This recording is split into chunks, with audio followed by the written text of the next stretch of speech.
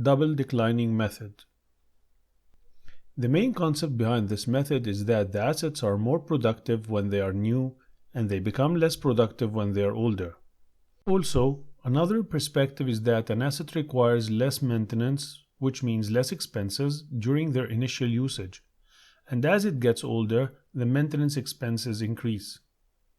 So with a constant depreciation expense every year, such as the straight line method, the total amount of depreciation expense plus maintenance expenses will result in overstating the revenue in the first few years of the asset and depressing the margins in the closing years of an asset's life. The supporters of such a method find that it aligns with the matching principle. This means that as the machine produces more units, it will produce more revenue and hence should be matched with the expenses, mainly the depreciation expense that is incurred in producing such revenues. The double declining method is the most popular method among the declining balance methods. It is called double declining because it doubles the straight line depreciation rate, and this rate is applied to the declining balance of the asset. After calculating the straight line depreciation rate in the usual manner, which is 1 divided by the number of years of the useful life, we multiply this rate by a factor of 2, or in other words, we are doubling this rate. Let's illustrate. Let's assume that a company bought a machine for $340,000 with a useful life of 5 years and a salvage value of $40,000. If we use a straight line rate, the annual depreciation will be $340,000 minus $40,000 divided by 5 equal to $60,000. We can rewrite this formula to be as follows. $340,000 minus $40,000 times 1 over 5 equal $60,000. If we transfer the 1 over 5 into a percent form, it will be equal to 1 over 5 times 100, which is equal to 20%. This is the straight line rate. So we can calculate the straight line depreciation by the following formula. 340,000 minus 40,000 times 20%, which is still equal to $60,000. So the first step to calculate the double declining rate is to calculate the straight line depreciation rate, and then multiply it by 2 to get the double declining rate of 40% in this case. To get the annual depreciation expense of the asset, we apply the double declining rate to the asset's costs for the first year.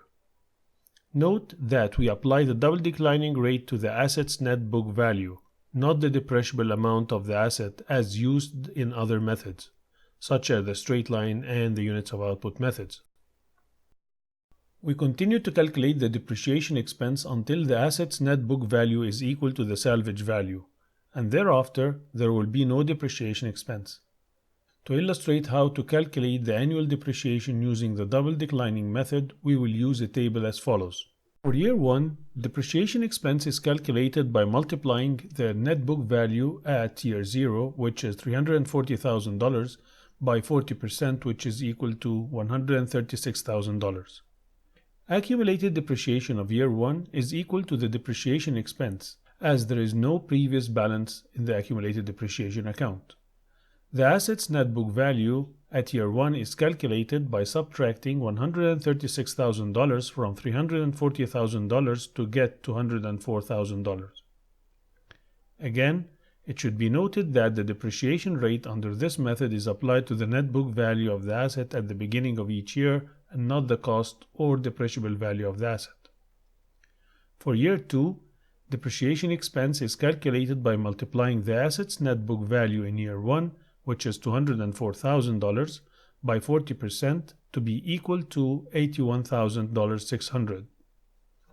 And the accumulated depreciation is calculated by adding the depreciation expense of year 2 to accumulated depreciation of year 1, which is $81,600 plus $136,000, which is equal to $217,600. The net book value for the current year is calculated by subtracting the accumulated depreciation of year 2, which is $217,600, from the cost of the asset, which is $340,000. In year 3, depreciation expense is $48,960. accumulated depreciation is $266,560, and net book value is $73,400. In year 4, depreciation expense is $29,376, accumulated depreciation is $295,936, and net book value is $44,064. For year 5, depreciation expense is $17,626, accumulated depreciation is $313,562, and net book value is $26,438. If we calculated depreciation this way in year 5, the net book value will go below the salvage value, which is $40,000. We need to calculate depreciation until the asset's net book value is equal to the salvage value. Accordingly, we will need to redo the calculations of year 5 based on this concept. So we would need to get the net book value to $40,000, which is the salvage value.